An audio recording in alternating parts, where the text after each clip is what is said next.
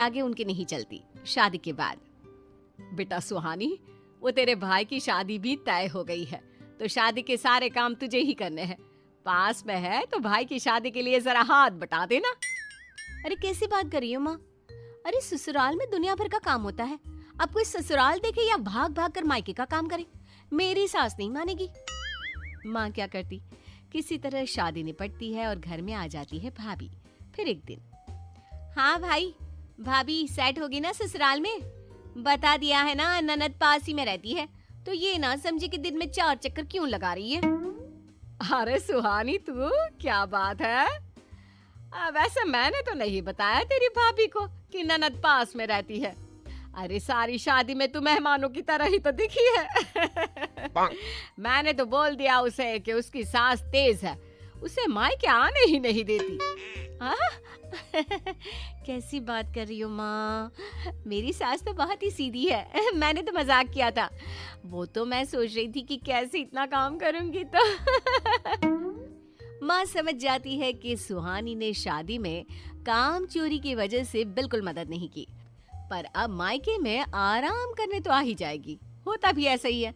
अगले रोज सुहानी अपने बेटे को लेकर आ जाती है। भाभी, ये रजत को रख लो।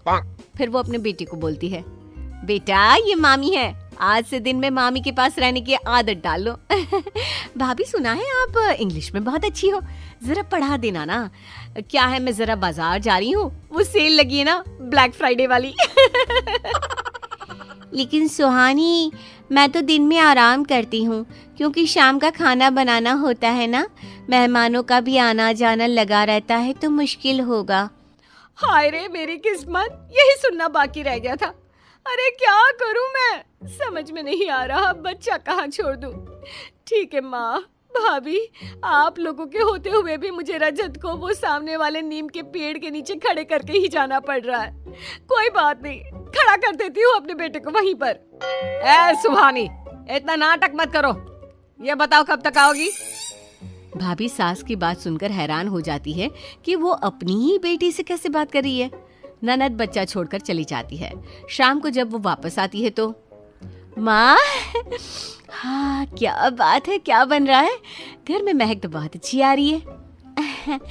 दीदी बेसन की सब्जी बना रही हूँ, खाकर जाइए ना, बाकी रजत को तो खिला दिया है। वो क्या है ना भाभी, घर जाने को देर हो रही है तो। हाँ हाँ निकल फिर, तो सास को रोटी भी तो देनी होगी ना। हाँ माँ देनी तो है, लेकिन तुझे क्यों चिंता हो रही है इतनी? थोड़ा मैं भी तो कमर सीधी कर लूं मायके में। इतनी शॉपिंग करके आ रही हूँ, कल फिर जाना है। पर इतनी सारी शॉपिंग मतलब क्यों, क्या हो गया? वो ना मेरे एक दूर के देवर की शादी होने वाली है, तो खुद के लिए, घर वालों के लिए थोड़ी शॉपिंग कर ली, गिफ्ट्स वगैरह। समझती हो ना? अरे घर की शादी में कितना दिमाग खराब होता है। तभी माँ को गुस्सा आ जाता है। हाँ हाँ हमें तो पता ही है, लेकिन पास रहकर भी तूने तब तो मदद नहीं की थी हमारी। अब बस करो ना माँ, एक ही बात को लेकर बैठ जाती हूँ। अरे नहीं कर पाई थी तो नहीं कर पाई थी, क्या हो गया? अब तो सब हो गया ना। लाओ भाभी, मेरे लिए सब्जी पैक कर दो, मैं घर जाकर रोटी बना दूंगी बस। सुहानी खाना लेकर चली जाती है। उसके जाने के बाद माँ कहती है, बहू देख, ये मेरी बेटी है, लेकिन लिख कर देती हूँ, जब कभी तुझे मदद की जरूरत होगी ना, ये खड़ी भी नहीं रहेगी। कैसी बात कर रहे हो माँ जी? अपनी बेटी के लिए ऐसी बात नहीं सोचनी चाहिए, दुखी होता है।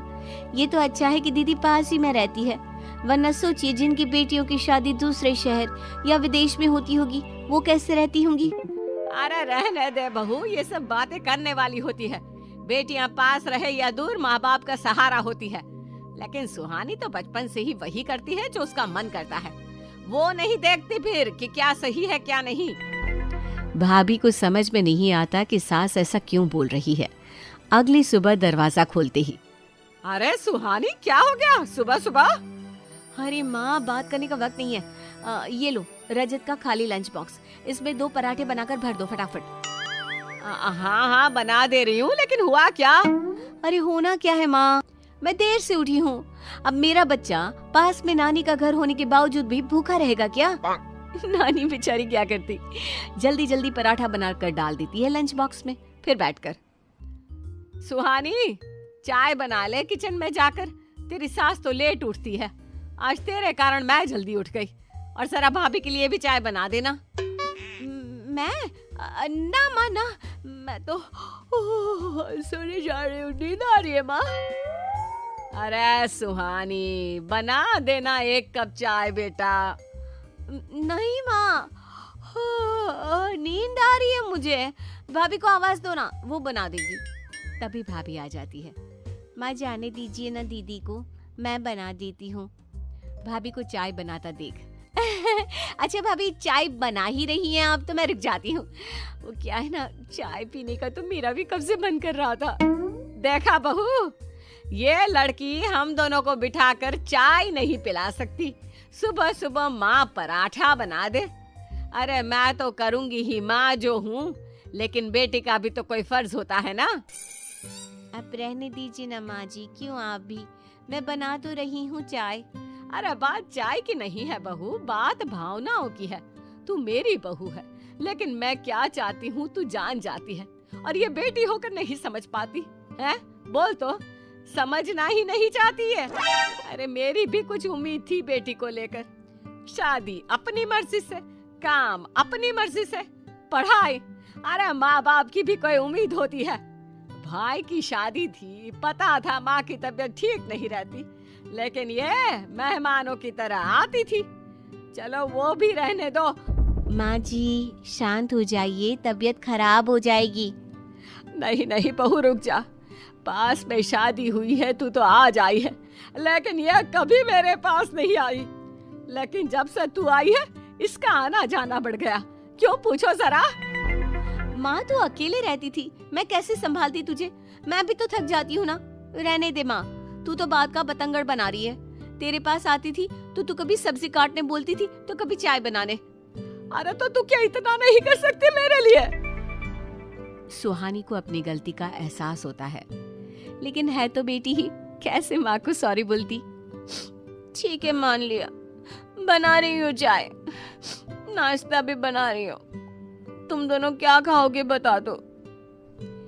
ये बोलकर सुहानी अंदर चली जाती है और माँ भाभी को देखकर मुस्कुरा देती है।